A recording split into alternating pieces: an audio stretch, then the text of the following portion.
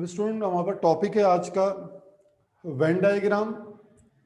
Given sets हैं universal set, set A and set B, और part number 1 है हम इसको जो सेट्स को हम ऑपरेट करते हैं उस ऑपरेशन से तो आप इसको सॉल्व कर लेंगे।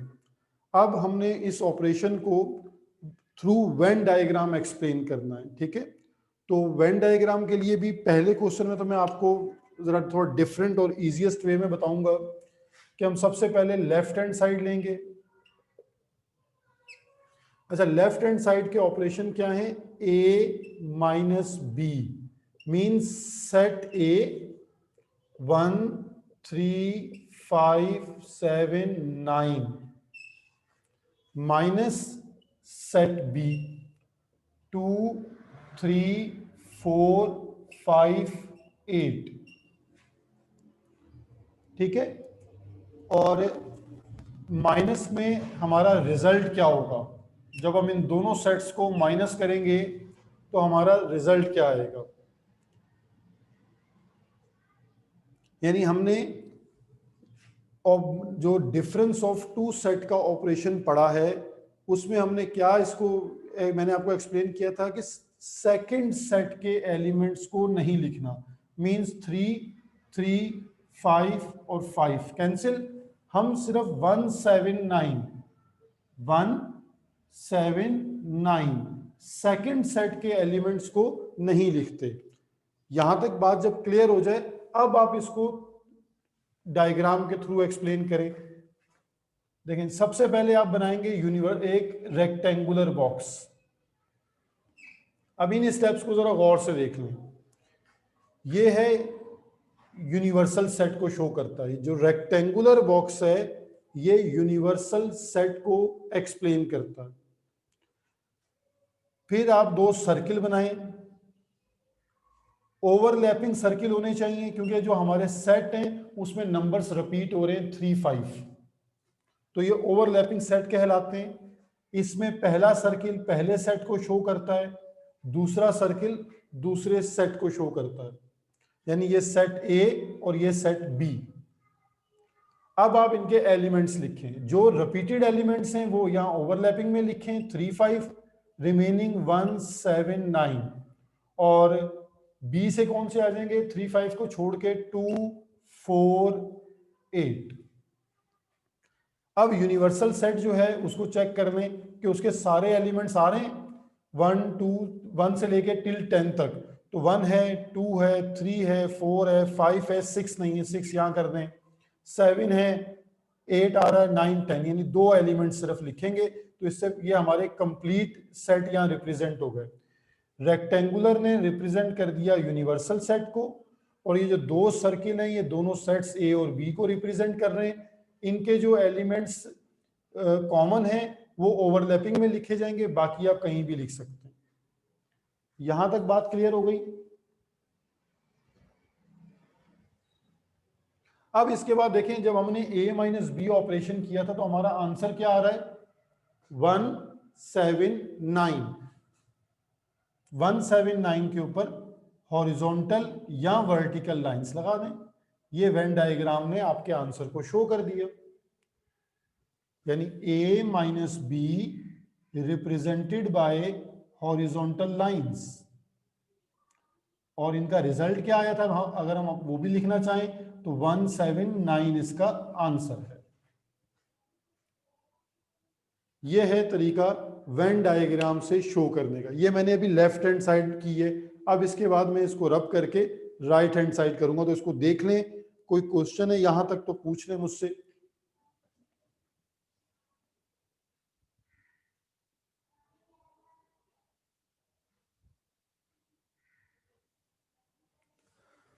जी स्टूडेंट, यहां तक सारी बात क्लियर हो गई।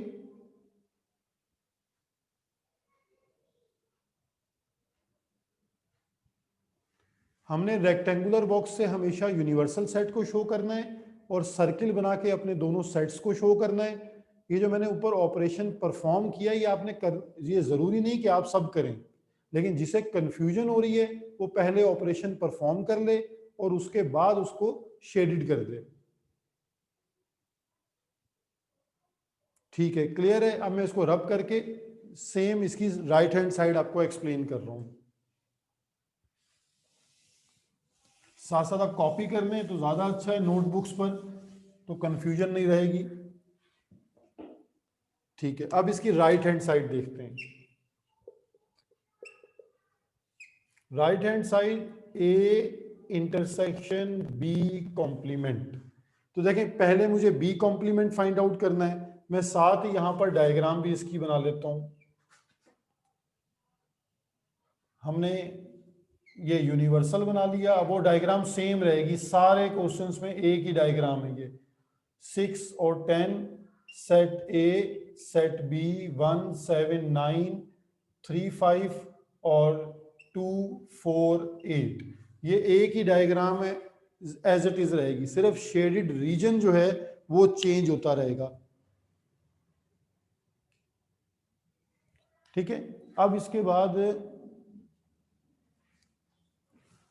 अब आप देखें, सबसे पहले हम बी कॉम्प्लीमेंट को फाइंड आउट करेंगे। बी कॉम्प्लीमेंट क्या है? Universal minus B. तो यूनिवर्सल सेट में से, यानी जो 1 2 3 से टिल 10 तक सेट है, उसमें से सेट बी को माइनस करें। 2 3 4 5 8। तो कौन से एलिमेंट्स नहीं लिखे जाएंगे? यानी सेकंड सेट के एलिमेंट्स को आप नहीं लिखेंगे। तो रिजल्ट हमारे पास क्या होगा? 1 2 कैंसिल, 3 कैंसिल, 4 5, तो 6 7 8 कैंसिल, 9 और 10। यानी बी कॉम्प्लीमेंट में ये वाले एलिमेंट्स आएंगे। ठीक है, अब आप वहां पर देख लें कि ये एलिमेंट्स जो हैं 1 6 7 9 10, ये कहां पे आ रहे हैं? देखिए, ये 1 है, ये 6, ये 7 और ये 9 10। इसका मतलब सिर्फ बी वाला पूरा सेट अगर आप छोड़ दें तो बाकी सारा जो रीजन है वो आपके बी कॉम्प्लीमेंट को शो करेगा। यानी अगर आप इसको डायरेक्ट लॉजिक को याद रखेंगे तो आपको ये जो हम ऑपरेशन परफॉर्म कर रहे हैं ये नहीं करना पड़ेगा, आप डायरेक्ट जो है वो वेन डायग्राम पर जा सकते हैं। अब देखिए, इसमें मैं इस रीजन को वर्टिकल लाइन से शो कर देता हूं कि भाई ये पूरा कंप्लीट रीजन जो है वो बी कॉम्प्लीमेंट को शो करेगा, except then set B. Set B का कोई एलिमेंट नहीं आ रहा, सिर्फ ये मैंने वर्टिकल लाइंस लगा ली हैं। ये देख लीजिए कि बी सेट के अलावा बाकी जो पूरा रीजन है वो बी कॉम्प्लीमेंट को शो करता है। ठीक है, अब आप इसका इंटरसेक्शन परफॉर्म करें, ए इंटरसेक्शन बी कॉम्प्लीमेंट।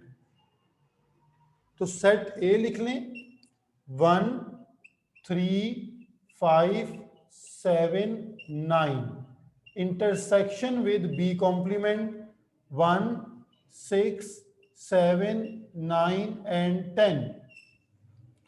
तो आपको इंटरसेक्शन के ऑपरेशन का पता है कि सिर्फ कॉमन एलिमेंट्स चूज किए जाते हैं फ्रॉम बोथ सेट्स। तो 1 7 9, 1 7 9, 1, अब 1 7 9 जो रिजल्ट है इस पर आप हॉरिजॉन्टल लाइंस लगा दें, क्योंकि ये हमारा नेट रिजल्ट आ रहा है, इस पर मैंने हॉरिजॉन्टल लाइंस लगा दी तो ये चेक बन गया। ठीक है, अब मैं एक्सप्लेन करूंगा कि ए इंटरसेक्शन बी कॉम्प्लीमेंट को चेक रीजन से रिप्रेजेंट किया जाता है, और ये इसका रिजल्ट भी वही है जो लेफ्ट हैंड साइड का था। तो मैं कह सकता हूं कि left hand side now equal to right hand side. ये टॉपिक है जी वेन डायग्राम। ठीक है, मैंने सेट को ऑपरेट इसलिए, पूरा ऑपरेशन आपको एक्सप्लेन इसलिए कर दिया कि कोई कंफ्यूजन ना हो, आप स्टेप बाय स्टेप परफॉर्म करते जाएं और उसको रीजन को शेड करते जाएं। और अगर आप प्रैक्टिस करके डायरेक्ट इस पर गो थ्रू हो जाएं तो डायरेक्ट आप वेन डायग्राम बना सकते हैं, आपको ये एक्सप्लेन करने की जरूरत नहीं पड़ेगी। अब कोई सवाल है तो मुझे बताइए, कोई और पार्ट इसका पूछना है तो भी बता दीजिए, वरना मैं 5.4 एक्सरसाइज पर जंप करूंगा।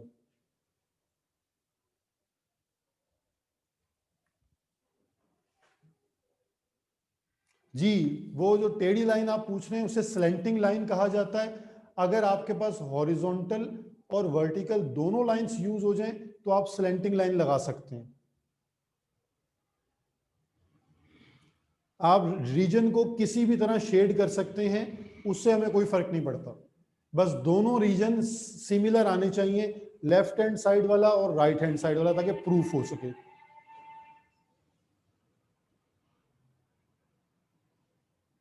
भाई 19 स्टूडेंट्स क्लास ले रहे हैं, बाकी सब कहाँ हैं? किसी का रिप्लाई क्यों नहीं है?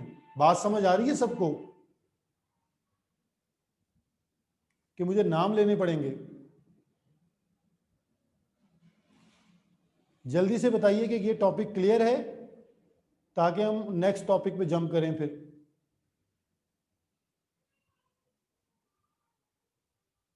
ठीक है जी, क्लियर है, क्लियर हो गया। ओके जी, फिर अब हम 5.4 पर जंप कर रहे हैं।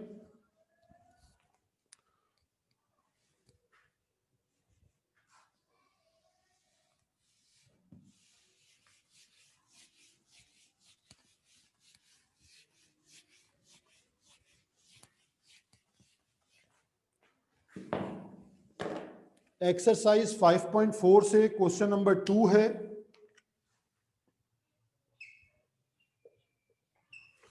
क्वेश्चन नंबर 2 है। क्वेश्चन नंबर 3 के दो पार्ट्स आ रहे हैं, एक पार्ट 2 और एक पार्ट 3।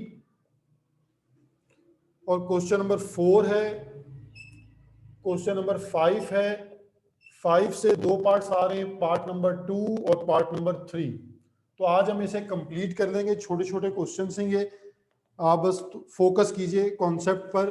क्वेश्चन नंबर 2 में हमारे पास दो सेट्स गिवन है, 0 2 4, और सेट बी गिवन है -1, 3। जब दो सेट्स गिवन हो, नॉन एम्प्टी सेट्स, यानी इनमें नंबर्स लिखे हुए हैं, एलिमेंट्स मौजूद हैं, तो इनको कार्टीजियन प्रोडक्ट, इन्हें मल्टीप्लाई करवाना। ठीक है, इसका इस टॉपिक का नाम है कार्टीजियन प्रोडक्ट। Cartesian product. अब हम इस टॉपिक को डिस्कस करेंगे। तो पहला जो हमें मल्टीप्लाई करवाना है वो है a इंटू बी। तो सेट ए को 0 2 4 मल्टीप्लाई विद सेट बी।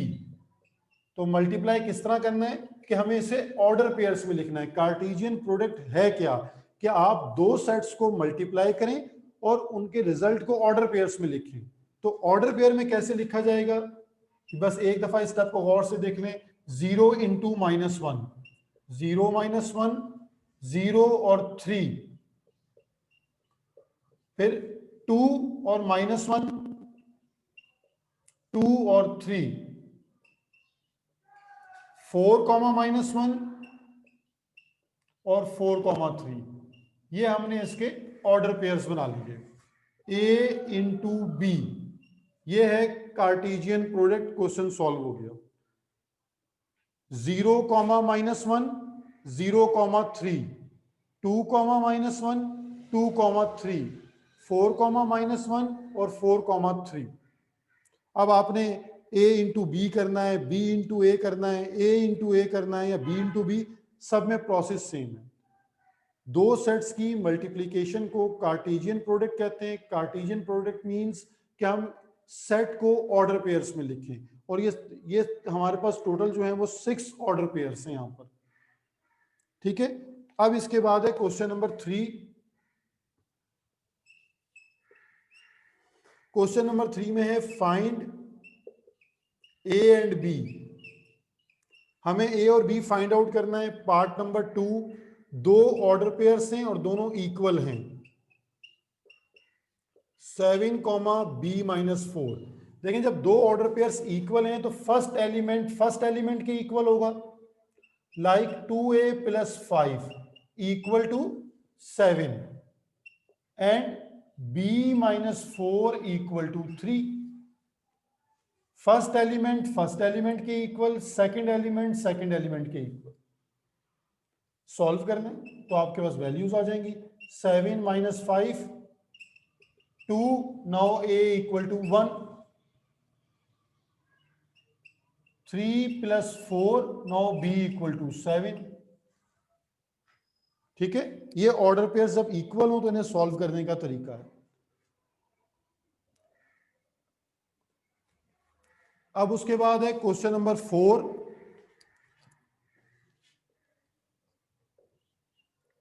देखिए क्वेश्चन नंबर 4 में है find set x and y।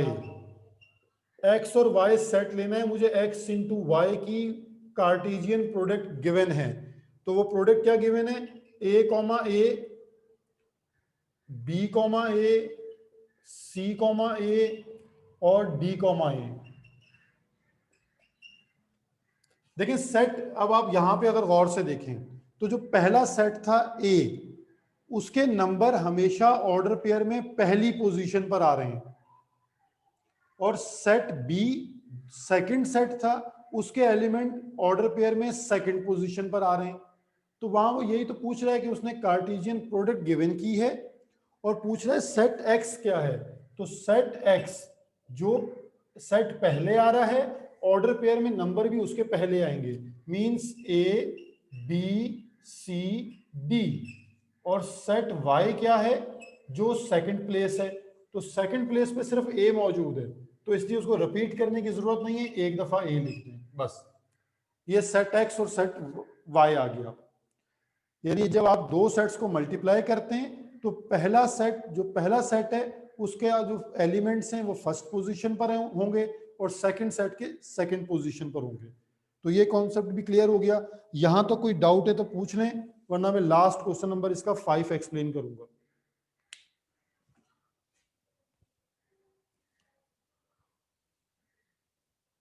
ठीक है जी, कोई डाउट नहीं है, क्लियर हो गया।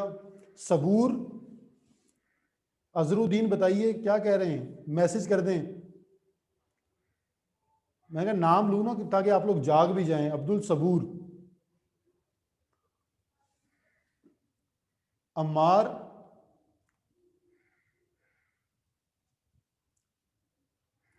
क्लियर हो गया सबको?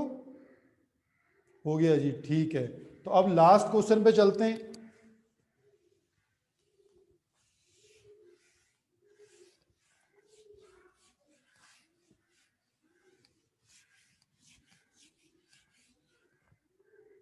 लास्ट क्वेश्चन भी बिल्कुल एक छोटा सा क्वेश्चन है, क्वेश्चन नंबर 5।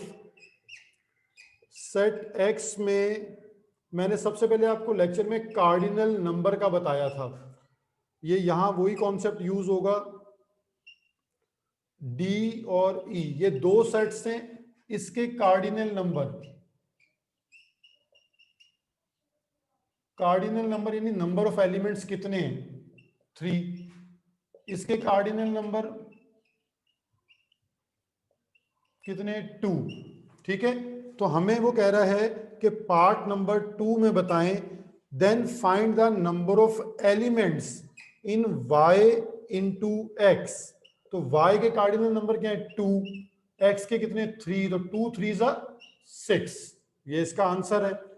पार्ट नंबर 3 है x इंटू एक्स, 3 इंटू 3 3 ज़ा 9। तो इन जब प्रोडक्ट करेंगे तो नंबर ऑफ एलिमेंट्स हो जाएंगे 9।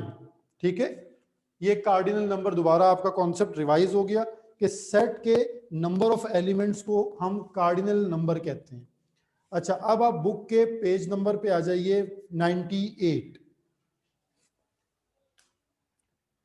Text book page number 98। वहां order pair and Cartesian product को एक्सप्लेन किया है, जो मैं आपको यहां समझा रहा हूं। ऑर्डर पेयर में एक दफा डेफिनेशन रिवाइज कर रहा हूं, मार्क कर लें। Any two numbers X and Y written in the form, यानी जब हम ऑर्डर पेयर में लिखते हैं X comma Y is called an order pair. ये ऑर्डर पेयर है, हम इसको ग्राफ में यूज कर चुके हैं। In an order pair the order of the number is important. जैसे मैंने आपको बताया कि पहले सेट के एलिमेंट्स फर्स्ट प्लेस पर हैं, सेकंड सेट के एलिमेंट्स सेकंड प्लेस पर हैं, आप प्लेस चेंज नहीं कर सकते। x is the first coordinate and y is the second coordinate. वो एग्जाम्पल गिवन है लाइक 3,2 एंड 2,3। इसके बाद कार्टेशियन प्रोडक्ट में क्या है,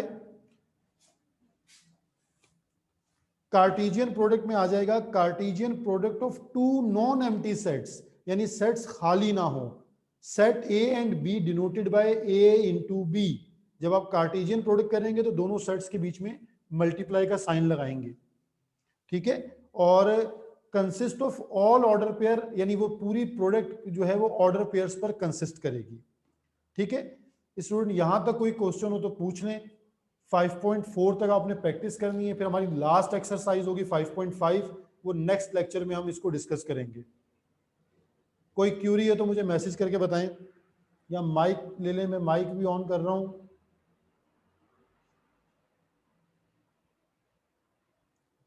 माइक को यूज कर लें या मैसेज कर दें।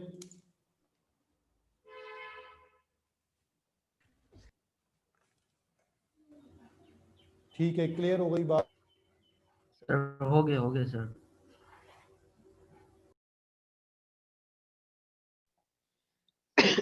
जी, नीट कॉपी पे काम करना है सारा आपको।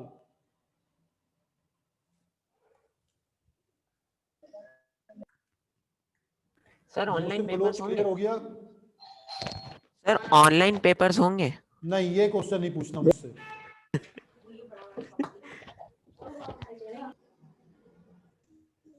ठीक है जी, बस फिर क्लियर है तो अल्लाह हाफिज, प्रैक्टिस कीजिए इसकी।